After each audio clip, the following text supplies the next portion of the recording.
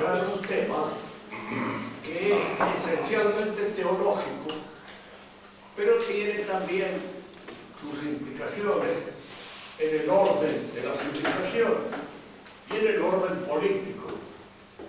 De manera que nosotros examinaremos brevemente el aspecto teológico para entrar enseguida a ver, a tratar de observar de qué manera esto está, digamos, fundamentando el orden de nuestra civilización. Nuestro Señor, la predicación fundamental de Él, según su propia declaración, es el advenimiento del reino de Dios.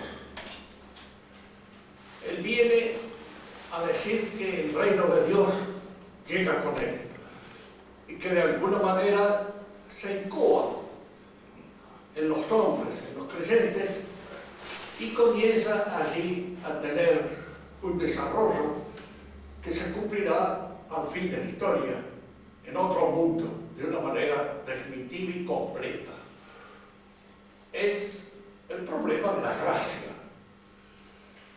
Fíjense bien que siempre que se habla de religión, uno debe examinar las causas de la religión. Digo esto porque es una cosa que se olvida aún en los documentos papales. No se examina esto.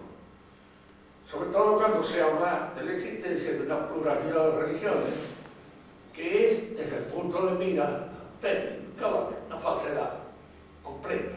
No hay pluralidad de religiones. La religión tiene que venir como causa eficiente de Dios. Pero la formalidad propia de la religión es la gracia. En la religión en la que no hay gracia, no es una religión. Si alguien me preguntara si la religión de los hebreos en el Antiguo Testamento es una religión, hasta cierto punto es. Pero es una religión que está a la expectativa del advenimiento mesiánico, del advenimiento de Cristo. Se cumple la promesa con el advenimiento de aquí.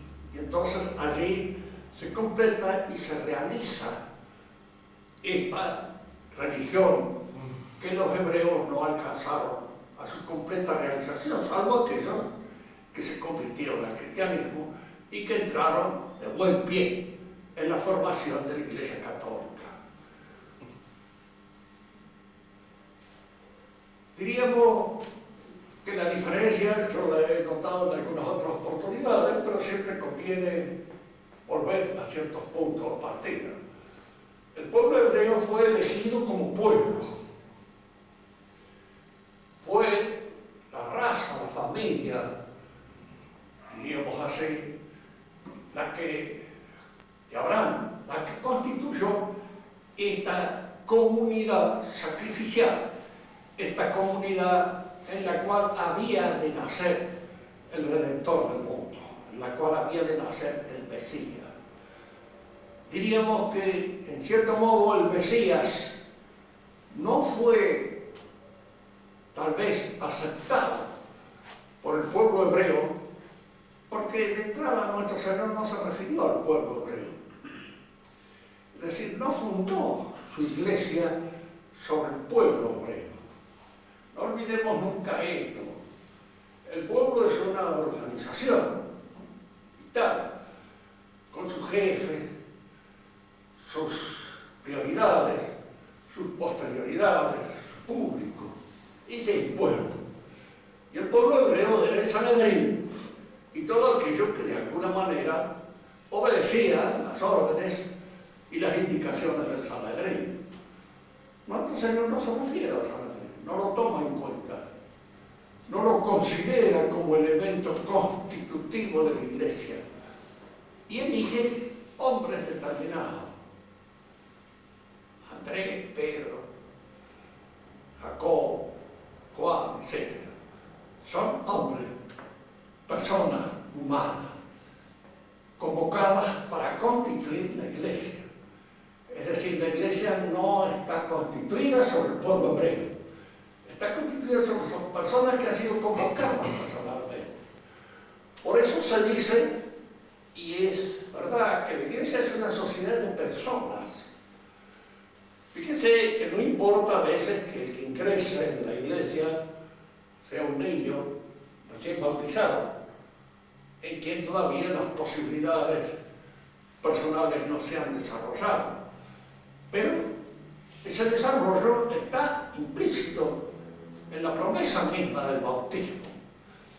Él se hará, se realizará, se perfeccionará como persona. Y los que van a integrar la iglesia triunfante no solo son personas, sino son santos. Todos los que entran en la iglesia triunfante han pasado ya por lo menos el arroyo de fuego del purgatorio y han entrado con todo el esplendor posible que cada uno va en la iglesia. Y al decir que cada uno va, estamos diciendo que la respuesta siempre a la convocación de Cristo es una respuesta personal y debe ser dada con toda la plenitud de nuestra capacidad de aceptar la responsabilidad y aceptar al mismo tiempo esa gracia que quiere en nosotros y en la cual debemos desarrollar junto con nuestra personalidad. Cuando se nos pregunta en el reino de Dios, ¿seremos todos iguales? La respuesta es que no. No lo somos acá y no seremos en el reino de Dios, en ningún lado. La idea de igualdad entre los hombres, muy común en la actualidad, es una idea surgida de la matemática, no de los seres vivos. No hay dos caballos iguales, no hay dos vacas iguales. Yo de vaca entiendo menos, pero de caballos algo he entendido y puedo decirle que no hay dos iguales. Y el que cree que todos los caballos son iguales porque nunca tuvo un caballo. Porque de alguna manera se confunden menos los hombres, son iguales. Entonces, indudablemente, a seres desiguales corresponde una plenitud desigual. Y algunos nos dirán, pero Dios se ofrece a todos como bien común, trascendente y único. Sí, pero estamos en las mismas condiciones que cuando recibimos otro bien de tipo espiritual. Podemos ir todos al mismo concierto y estar todos en el concierto. Y el concierto es igual para todos, pero no todos participamos de la misma manera. Hay quien sabe más, hay quien sabe menos, hay quien tiene una sensibilidad más desarrollada para la música que otro. De manera que el goce es personal. Cada uno de nosotros disfruta según la plenitud con que goza el bien que recibe. El bien puede ser el mismo, pero el goce que cada uno obtiene de él es distinto. Y también en el cielo cada uno de nosotros participará según aquellas aptitudes, aquellas capacidades que haya podido desarrollar. Algunos dirán, no, pero el bien se ofrece para todos, sí, es cierto, pero cada uno de nosotros lo disfruta, en primer lugar, según una capacidad personal de disfrute, y en segundo lugar, según la capacidad de recepción de ese bien. Yo no creo que me vaya a encontrar en el cielo en la misma situación que la Virgen Santísima, ni que alguno de los santos más eminentes. Disfrutaré lo que pueda según mi capacidad. Y mi capacidad estará llena con el disfrute de la bienaventura, porque habrá llenado la ecuación de esta personalidad que yo tengo, y no de otro. Es importante destacar este hecho por una razón. El pecado fundamental de los judíos fue un pecado nacional, el pueblo. Habíamos sido convocados para ser, diríamos, el hermano mayor de todos los pueblos de la tierra cuando el advenimiento del Mesías. Y resulta que el Mesías no lo toma en cuenta. Lo considera igual que cualquier otro. Convoca a uno o a otro. Al principio convocó indudablemente dentro de las personalidades que se encontraban en el pueblo hebreo, pero posteriormente fueron llamados otros pueblos y otros hombres a integrar la iglesia, y no se hizo una discriminación ni por pueblo ni por raza, sino por esa capacidad de aceptar la vocación, el llamado que Cristo mismo les hizo. El pecado entonces en el que cae el pueblo hebreo, fíjense, se enoja porque no ha sido convocado como pueblo, y los que se enojan principalmente, los que más, diríamos, detestan esta forma de convocatoria, son los miembros del Sanedrín, es decir, las autoridades del pueblo hebreo, porque son ellos los que se sienten desplazados y los que se sienten que el Mesías no responde a las esperas que ellos tenían. Ellos esperaban un Mesías que viniera a encabezar su pueblo y a llevarlo a esa plenitud que como pueblo ellos soñaban que les correspondía dentro de la historia. Y no viene el Mesías, no lo llama como pueblo, no lo convoca como persona. Fíjense en esto, es conveniente entender esto. Si el pecado del pueblo hebreo es como pueblo que en cierto modo es castigado, no como persona, porque las personas, aun cuando pertenezcan al pueblo hebreo, pueden recapacitar y entrar dentro de la iglesia. Y si no entran de la iglesia y se solidarizan con su pueblo, aceptan de alguna manera todo aquello que este pueblo tiene. Hoy es común decir, incluso entre los católicos, muchos de los hebreos de hoy no han sido ejecutores en la muerte de nuestro Señor Jesucristo, no han intervenido para nada, pero han aceptado esto. Si yo me hago miembro de una sociedad, como puede ser la sociedad masónica, y soy miembro consciente de esa sociedad, indudablemente, aun cuando yo no haya cometido ninguno de los errores cometidos por masones concretos, yo acepto la posición total de la masonería, con todas sus consecuencias. Al entrar como miembro del pueblo hebreo, puedo ser inocente en la medida en que entro desde muy pequeño, me formo parte de él, pero en la medida en que voy siendo grande y voy adquiriendo conciencia clara de dónde estoy parado y qué es lo que yo acepto la posición total del pueblo hebreo. Acepto su repulsa de Jesucristo. Y al aceptar la repulsa de Jesucristo, acepto también el deicidio. Acepto también de alguna manera, aun cuando yo pretenda que no haya tal deicidio por razones X o lo que fuera, pero el deicidio existió. Y al ser miembro activo de ese pueblo, yo soy y me siento, me elijo al deicidio. La respuesta que a veces pueden dar los judíos son estas. Ah, muy bien. Y ustedes aceptan absolutamente todos los crímenes cometidos por el pueblo cristiano a lo largo de su historia. Hay crímenes que son definitorios, esenciales. El crimen de Cristo lo hace al judío. El crimen que haya cometido un pueblo cristiano, como pueblo en un momento determinado, no nos hace cristianos. Tiene nada que ver con nuestro cristianismo. Es un crimen. Allá habrá sus cabezas responsables. Y nada más. Otros crímenes cometidos por los judíos no son los que lo hacen efectivamente judíos. Por ese del deicidio sí. Porque ese es el que los marca definitivamente y de una manera concreta y cabal. Es a partir del crimen de Cristo como el pueblo hebreo se convierte ahora en ese pueblo judío. Fíjense que las designaciones históricamente pueden ser una u otra. ¿A quién se llamaba judío? En general, si nosotros leemos la Escritura, tanto Pablo como los otros, cuando designan al judío, designan al que se opone a Cristo. Al fariseo a otro, al que se opone. No designan a todos los hebreos. Cuando San Pablo se refiere a los hebreos para escribir una carta que está dedicada a ellos, dice a los hebreos.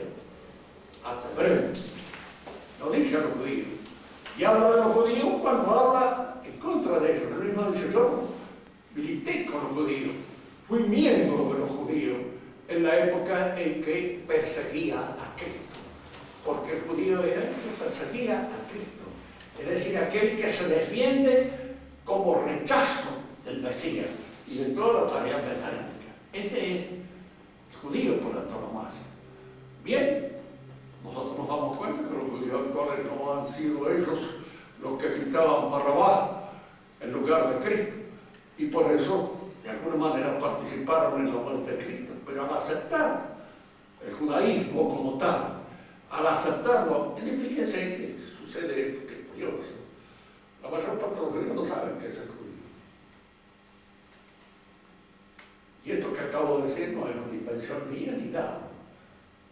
Lo he escrito en un largo artículo en el cual les pongo, no sé si algún día saldrá por ahí, en el cual les pongo las ideas propuestas por judíos, concretos, determinados, en donde manifiestan su absoluta perplejidad por lo que es el judío. La que lo dice de una manera bien clara es una judía francesa, Simone Weil.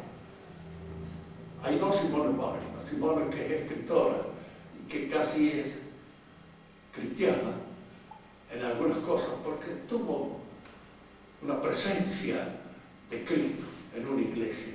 Y la otra Simone, que es una política abortera, etcétera, etcétera, que hace precisamente de la misma manera, pero una es con doble B, ¿vale? Y la otra es con B corta, nada más. ¿Vale? Son dos, la Simone. La famosa es la otra, la que ahora está actuando todavía en la República Francesa, y siempre en una línea de izquierda bien pronunciada. Decimos entonces que en la mayor parte de ellos, de los judíos, hay un estado de perplejidad con respecto a qué es judío. Y Simone Weil decía, bien, se me persigue como judío. Dice, ¿qué es ser? Si es ser de una religión, yo no pertenezco. Una raza me parece absurdo, no somos una raza determinada. Por lo menos muestra claramente determinada la unidad racial de los judíos. Un pueblo, una nación, no pertenezco. ¿Por qué se les persigue? ¿Por qué se llegan contra mí? ¿Por mi nariz? ¿Por alguna otra cosa así? Determinada. Hay algunas judías que son muy bonitas y de ninguna manera tienen una nariz aguileña, ni mucho menos. Y hay otras que tienen bastante judías. Es indudable que muchos de ellos sucede que tienen el aspecto así, pero es como decir, los españoles no son una raza, porque cualquiera que lo vea en Enrique Barrio sabe que es de origen español. Tienen una cara así que lo delata de alguna manera. Y no es porque sean elementos, son elementos que en la formación de un pueblo se van fijando ciertas características que dan una fisonomía determinada, en algunos con más fuerza que en otros, pero esa fisonomía se advierte. Bien, en el pueblo cristiano entonces es elegido personalmente. Y fíjense, el personalismo es, de alguna manera, lo que podríamos llamar el pecado que acecha al cristiano a lo largo de toda la historia del cristianismo. El personalismo que cuaja posteriormente en el liberalismo, pero donde asoma la nariz de una manera clara y perfecta es en la Reforma Protestante. ¿Qué es el personalismo? Si yo he sido elegido personalmente para integrar la Iglesia, que es una sociedad de personas, entonces, de alguna manera, mi interpretación de lo que es la Iglesia, mi interpretación personal y subjetiva es la que debe preponderar. No la que está establecida por generaciones anteriores, sino la mía. Fíjense que el protestantismo nace bajo este principio. También que luego se organiza en una iglesia luterana, una iglesia calvinista, una iglesia presbiteriana, etcétera, etcétera, lo que fuera. ¿Por qué? Porque es inevitable. Y la organización se hace precisamente con el efecto de predicar. Es decir, la organización de las iglesias protestantes son pastorales. Fíjate porque es curioso que el concilio último es un concilio pastoral. Es decir, no es un concilio dogmático, porque el dogma es lo que está establecido por nuestro Señor Jesucristo, por la tradición misma de la Iglesia, y forma parte del contenido que posee la Iglesia para darlo a la fe del cristiano. Cuando yo adhiero a eso que la Iglesia propone, como dogmas de fe o como verdades de fe, fundadas precisamente en los dogmas. Yo adhiero a eso, es una verdad objetiva, no una fe subjetiva. La fe subjetiva es, yo adhiero a esta interpretación que yo tengo de lo que es la Iglesia. Fíjense que muchas veces, no sé si todavía sigue usándose eso, pero en mi época se usaba. Cada uno le decía a nuestros padres, nuestros tíos, yo entiendo la religión a mi modo. Él la entendía a su modo. Es una formulación protestante de la cual no tenían conciencia de que podía ser protestante, ni de que podría ser la declaración de una fe subjetiva. La fe es objetiva, es la adhesión más. Y la fe, la esperanza y la caridad constituyen el cuerpo de la gracia. La fe referida a la inteligencia, porque fíjense que la fe, aún en el orden natural, lo que se llama fe confianza o fe natural, es la adhesión a un testimonio. Creo en lo que usted me dice. Pero al creer en lo que alguien me dice, es mi inteligencia la que colabora en mi creencia. Porque si lo que me dice si alguien repugna a mi inteligencia, no le creo. No voy a aceptar la palabra. Es que está mintiendo, está diciendo cosas absurdas, o está diciendo cosas exageradas. De manera que la fe siempre, formalmente, es un acto de adhesión intelectual. Y al mismo tiempo, materialmente, hay una adhesión voluntaria. Porque si no quiero creer, no creo, aunque sea verdad lo que dice, y aunque no repugna a mi inteligencia, no le creo. ¿Por qué no quiero creer? Porque siento una cierta repugnancia, porque fíjese, en la fe intervienen dos cosas. Mi conocimiento de la persona que dice, que testimonia, y la adhesión al testimonio. A veces estas dos cosas son distintas. Acepto el testimonio sin aceptar la persona. O a veces acepto el testimonio porque es un testimonio lo suficientemente repugnante como para poder haber sido hecho por este fulano de tal, del cual conozco que es un personaje malo, en todo sentido. Pero le creo, es capaz de haber hecho eso que dice, porque es muy capaz, porque es una porquería, y de alguna manera esa porquería que me dice es muy probable que haya surgido de él. Ahora, la fe sobrenatural, la fe cristiana no es así. No aceptamos el testimonio de una persona, en primer lugar. Aceptamos el testimonio como proveniente de Dios. ¿Por qué? Fíjese que cuando nuestro Señor se reúne con los apóstoles y les pregunta a ellos, ¿quién dice la gente que soy yo? Y uno dice que tú eres Elías, que tú eres esto. ¿Y tú? ¿Qué dices que soy yo? Y Pedro le dice, tú eres el Cristo, el Hijo del Dios mismo. Entonces nuestro Señor nos responde, eso que has dicho no es producto de lo que podríamos llamar tu decisión personal. Es algo que te viene de arriba. Es algo que te viene del cielo. ¿Por qué crees en eso? ¿Cómo sabes que soy el Hijo del Dios mismo? Y no un hombre como cualquier otro. Que a fin de cuentas la presencia de nuestro Señor no era una cosa extraordinaria, catastrófica, capaz de llamar la atención de cualquiera como un hecho sobrenatural. No, todos los que veían en él veían un hombre, y de alguna manera un hombre que debía tener su distinción, que debía tener su carácter bien notable, todas esas cosas así, porque claro, no era un hombre insignificante, era Dios encarnado. Y en algo tal vez su personalidad tradujera esa realidad divina que en él habitaba, pero para advertir eso había que estar muy bien dispuesto. Y Pedro no está. Recuerden siempre el hecho, porque posteriormente lo rechaza Pedro. Cuando Pedro, él dice que tiene que ir a Jerusalén, donde va a ser prendido y donde va a ser indudablemente entregado a los fariseos. Y entonces le dice Pedro, no, que eso no sucede contigo, ¿cómo vamos a hacer eso? Entonces Pedro lo reta, y de una manera muy dura, le dice, no eres retro, Satanás, dice, eres para mí tropiezo, porque estás introduciendo un razonamiento puramente humano en algo que debe ser de carácter sobrenatural.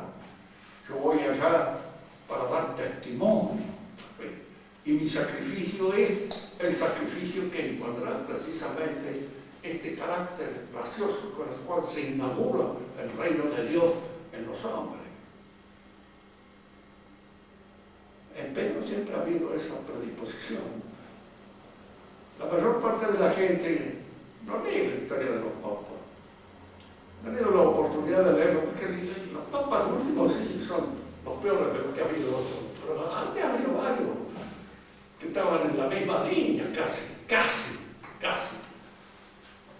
Vamos a ver, León XIII.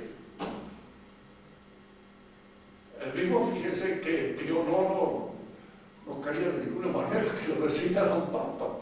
Y hizo todo lo posible para que no lo designaran papa. Pero hubo allí una intriga, tanto en distintos países, para que hicieran papa a León XIII. Y llegó a hacerlo, pero lo llegó a hacer de una manera que estaba muy en contra de la opinión de Pío IX. No quería que fuera. ¿Por qué? Porque lo sabía. Es un político, es un diplomático. Es un hombre que de alguna manera va a poner la diplomacia y los compromisos políticos por encima de la integridad de la fe. Y lo va a poner de tal manera que la fe va a sufrir las consecuencias. Y las consecuencias sufridas por la fe es el hecho de que la Iglesia haya aceptado ciertas formas políticas que en el fondo son malas y contrarias a la Iglesia. Nosotros tenemos nuestro país. En nuestro país nunca la Iglesia, como Iglesia, se ha resistido a ninguna de las medidas que han tomado que son contrarias a la fe. Ha habido una lucha, una resistencia activa por parte de los católicos en nuestro país, empezando por la jerarquía eclesiástica, para rechazar la enseñanza laica. Nunca hubo. Se aceptó. Y allí hay una serie de próceres, incluso algunos consultantes, que han intervenido abiertamente, han estado por el liberalismo. Y en Europa también, en algunos países, no. Los irlandeses no lo han aceptado, según dicen las malas conciencias. No lo han aceptado más que por amor a la fe, por odio a los ingleses. Pero de alguna manera aquí el odio a los ingleses ha servido una buena causa, aunque no siempre el odio sirve la buena causa. Bien, sigamos con lo nuestro. La gracia entonces es la causa formal de la religión.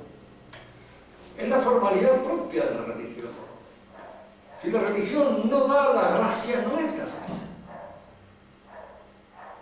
Digo esto para salir un poco al encuentro de todas estas ideas poco estrafalarias que han asomado el hocico ahora con el Concilio Vaticano II, en donde se habla de la libertad frente a la religión. Hay libertad frente a que la raíz cuadrada de 9 es 3. O no tengo más remedio que aceptarla. O que el agua está compuesta de 2 átomos de oxígeno. Y al revés, de 2 átomos de hidrógeno y 1 de oxígeno. No existe sobre eso la libertad de decir, mire, yo me decido porque haya 4, o 5, o 6. En ninguna enseñanza, todas las enseñanzas verdaderas se imponen por autoridad. ¿Por autoridad de quién? Del que sabe. De aquel que enseña. de alguna manera él, el que sabe, llega a formular las cosas de tal modo que yo adhiero a ella. Y adhiero porque mi inteligencia se despierta. ¿Quién es el que me enseñó a mí que la raíz cuadrada de 9 era 3? Yo no me acuerdo. Pero de tal modo ha influido sobre mí que me hace locos.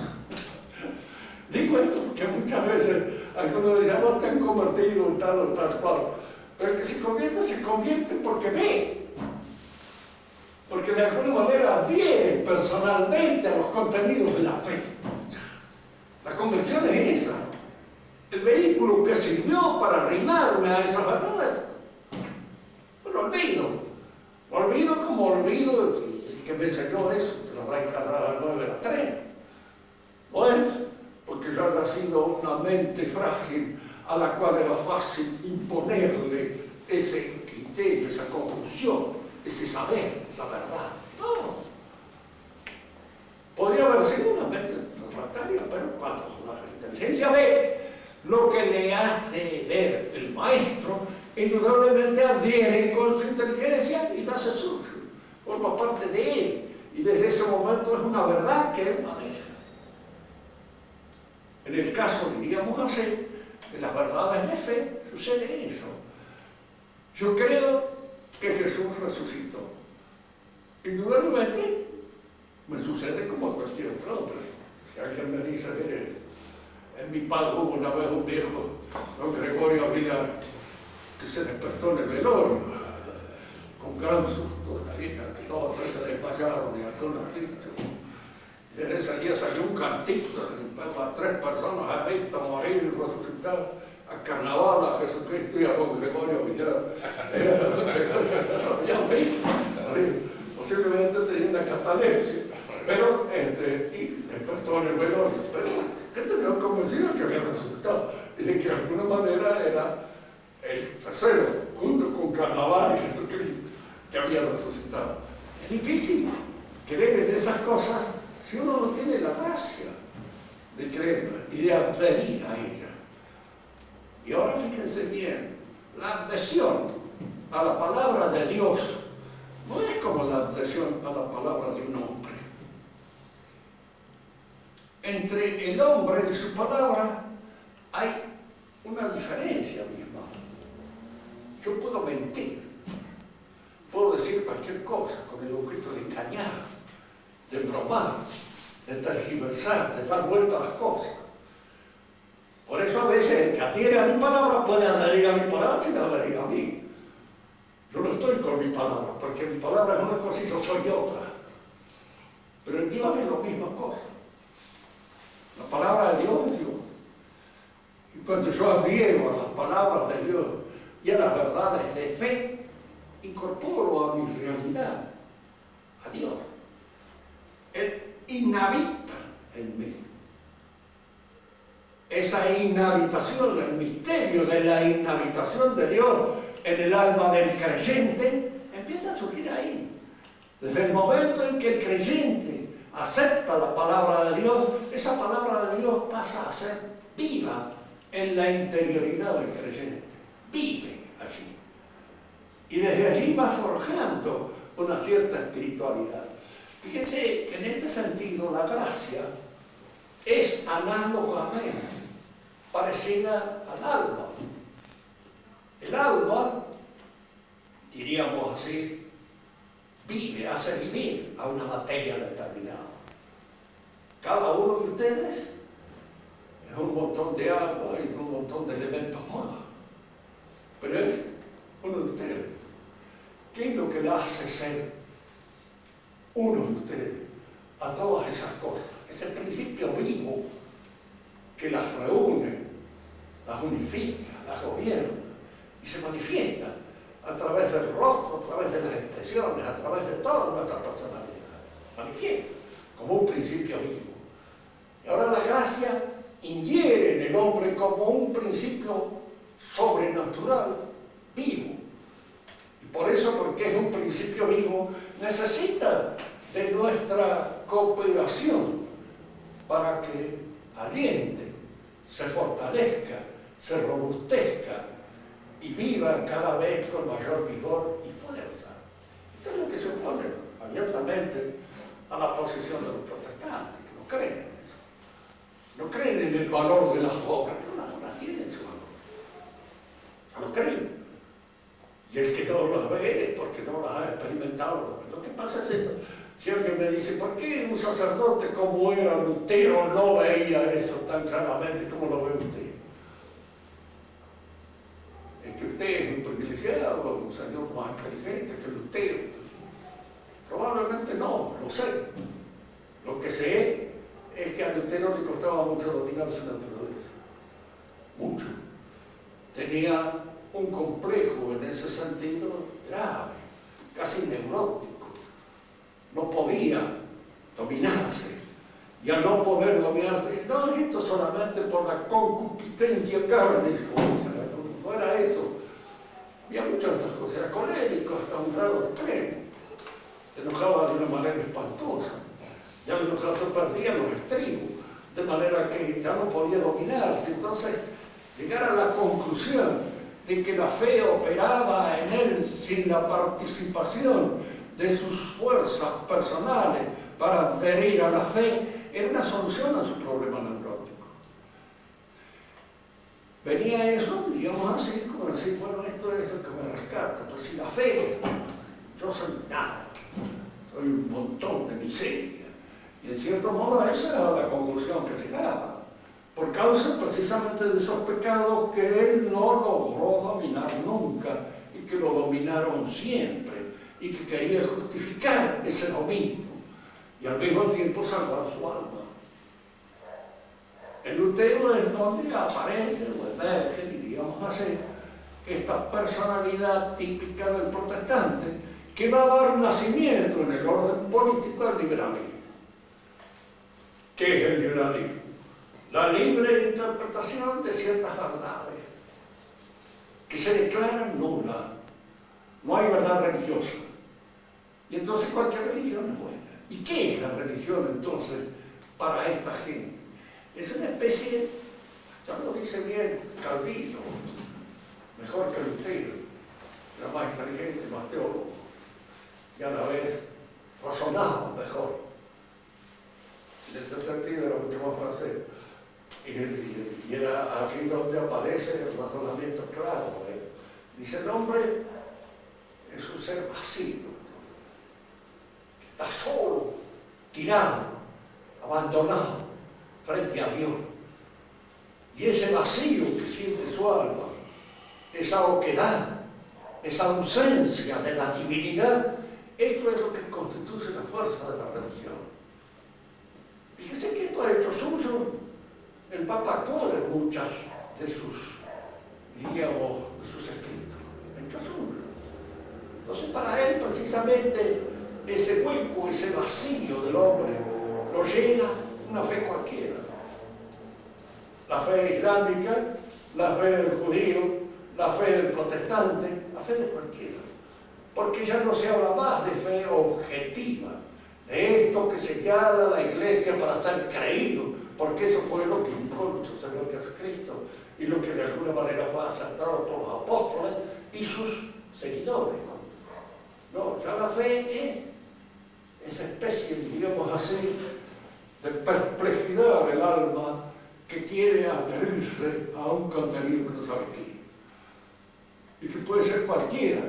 Y ese contenido cualquiera lo llena una creencia, cualquier creencia. La creencia en el Islam, Mahoma, lo que fuera. Y por eso, diríamos, se acepta esta libertad de las religiones.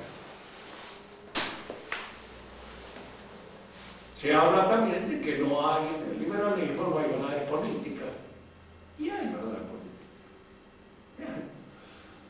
¿Por qué los liberales no aceptan verdades políticas? Porque quieren imponer una mentira. Y el que quiere imponer una mentira, ¿qué es lo que aspira? ¿Qué quiere? Traficar con la mentira, aprovecharse de ella y poderla dominar como verdad. No se olviden nunca que la revolución está hecha por la finanza. No es que los pueblos mayoría de edad, porque nunca han llegado a ninguna mayoría de edad de ningún género, no existe eso. No hay mayoría de edad de los pueblos.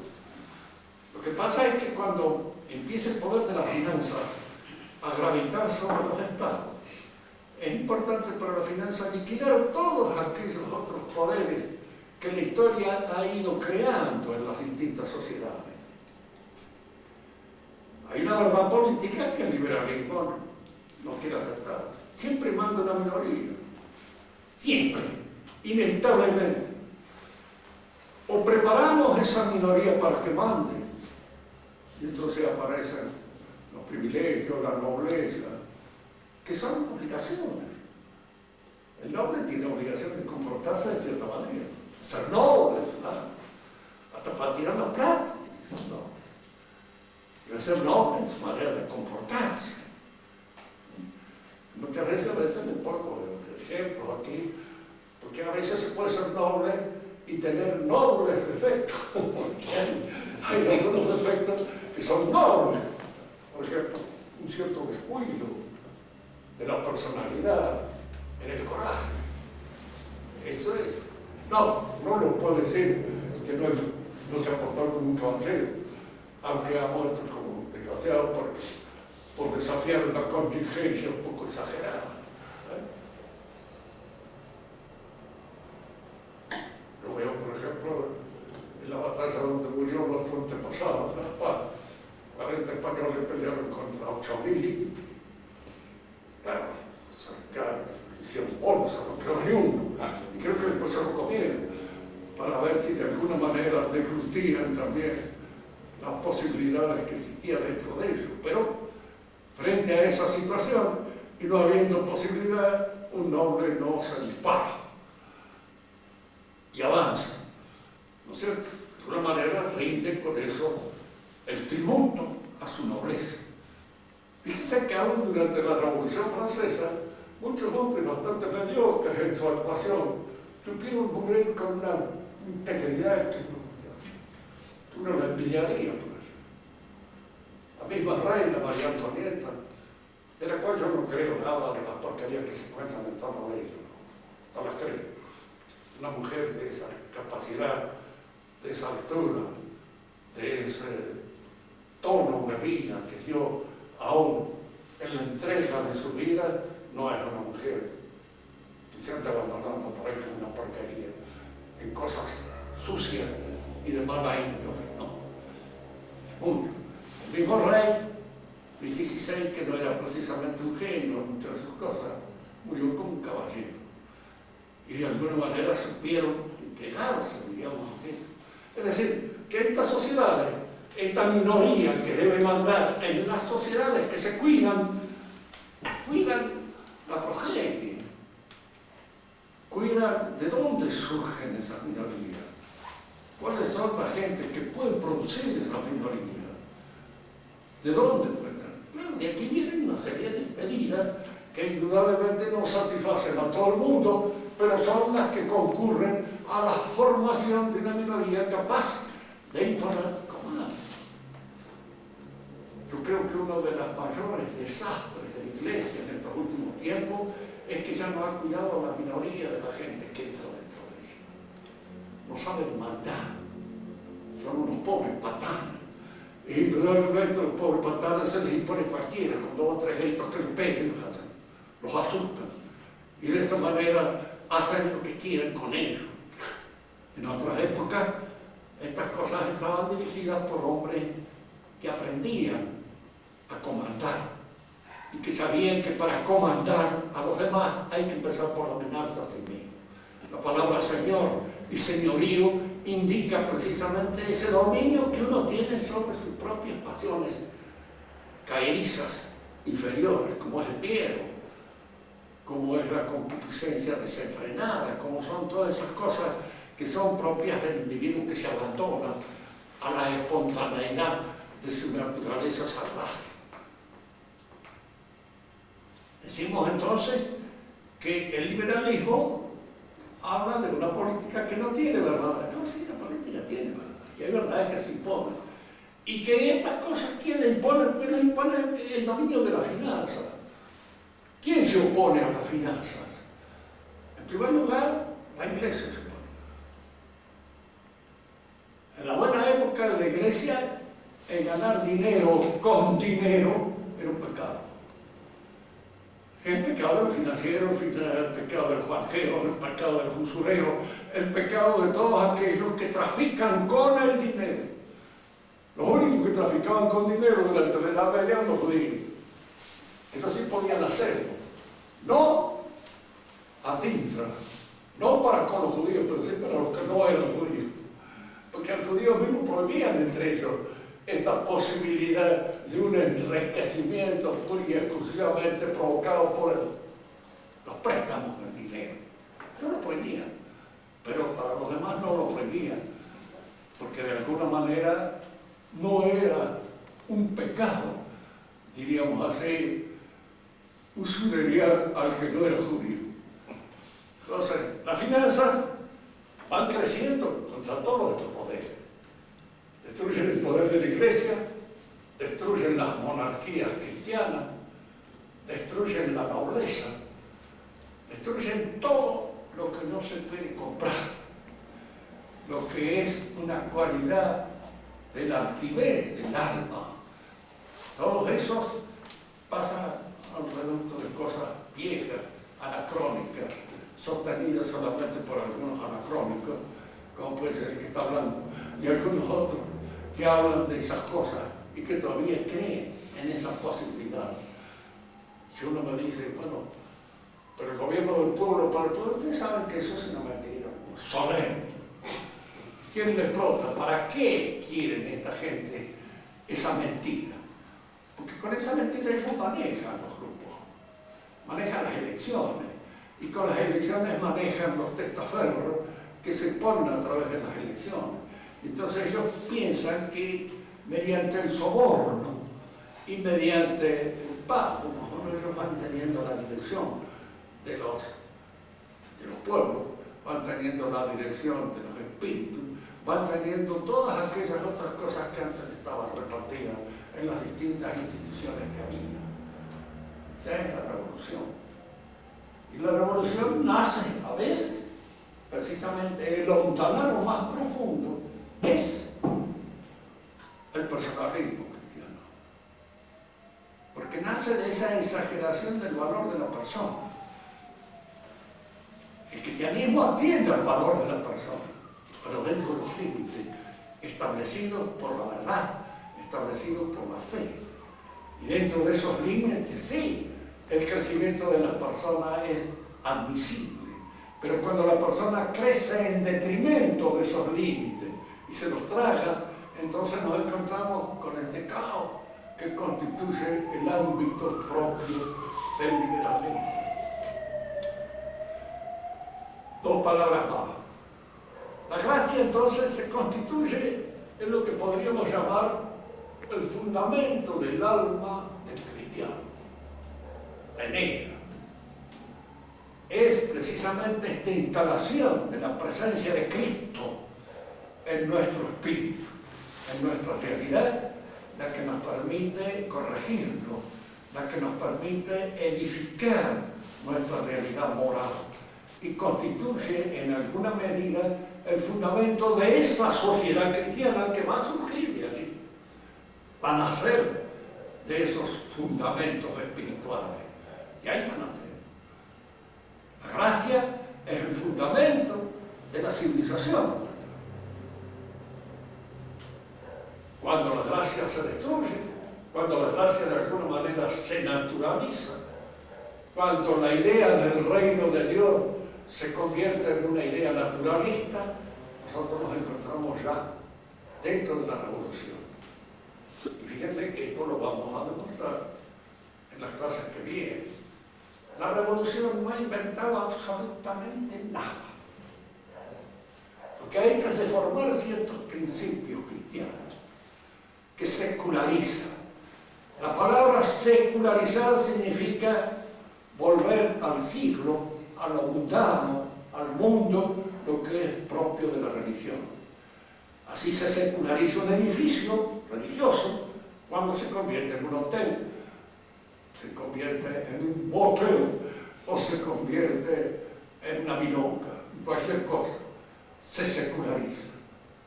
Eso es secularizar. Pero no solamente se secularizan los edificios, y diríamos así, los elementos puramente materiales de la realidad, sino que se secularizan las ideas, los principios del cristianismo. La palabra del reino de Dios se convierte en un reino que vamos a instalar acá en la tierra donde no va a haber más contradicciones, ni mío, ni tuyo, en una utopía. Y se convierte en una utopía. El comunismo es una utopía. Y de hecho, como utopía es como fracasado. Como realización política a veces puede haber tenido sus éxitos inmediatos, pero nunca como utopía, porque no logró hacerse, no logró realizarse. Y la mayor parte de los que vienen de vuelta dicen, no, no lo hemos logrado, pero otra vez sí. Porque la revolución tiene eso de bueno. Que hoy falló, pero mañana, la que viene mañana esa cosa. O sea, como los almaceneros que tienen, hoy no se fía, mañana sí. Es decir, que como mañana no viene nunca, porque siempre es mañana. De hecho, la revolución jamás cumple su promesa. Es un espejismo que se va trasladando en la medida en que nosotros nos vamos avanzando. Y con ese espejismo es con el que han sustituido la idea del reino de Dios. Un espejismo. Y si nosotros examinamos punto por punto todos los principios de la revolución, son todos principios cristianos echados a perder, corrompidos en su esencia trascendental y religiosa, y naturalizados o convertidos a una realidad pura y exclusivamente natural. Si alguno quiere hacer alguna pregunta, de manera tal de que veamos cómo este principio de la gracia se constituye en el principio fundamental de nuestra civilización. Y cómo la destrucción de estos... Alguno va a preguntar y dirá, y justamente es la civilización cristiana la que da nacimiento a la peor de sus obligaciones. ¿Por qué? Corruptio melior pessimo. La corrupción de los mejores es la peor. Siempre. Es decir, nosotros nos preguntamos si el dentista que nos atiende es una buena persona o no. Nos interesa su conocimiento profesional, nada más. Claro. Pero en el cura tenemos que preguntar si es una buena persona o no. Y como diríamos así, en ese sentido, tanto los sacerdotes como los militares son buenos observados por la gente. ¿Por qué? Porque uno espera de ellos otra conducta. Una conducta más de acuerdo con aquella misión que tienen que cumplir. Del profesor esperamos que sepa, nada más, y si no sabe decimos que es un chango. Punto. Pero no esperamos tampoco otras cosas, y esperamos ejemplaridades de otra índole.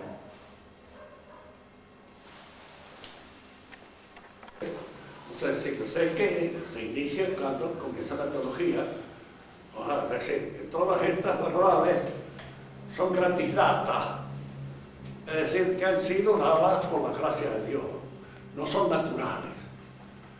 Entonces, cuando aparece con claridad en la mente de los cristianos esto que se añade a su naturaleza como proveniente de Dios, así aparece la palabra gracia. Ahora, la palabra a veces depende a veces del idioma, que la tiene o no la tiene, ¿no? Nosotros la tenemos. Porque los idiomas son, siempre les digo esto es importante, la renuncia al latín por parte de la Iglesia es una cosa absurda. Es una negación. Mire, Sánchez Valenda decía una mala palabra argentina cada vez que se refería a todo esto. Son unos ojos de pato, por decir otra cosa. Y es la impresión que uno tiene, porque es la maldad personificada, la destrucción de estas cosas. El que hace eso es desgraciado. La madre podrá ser muy buena, pero él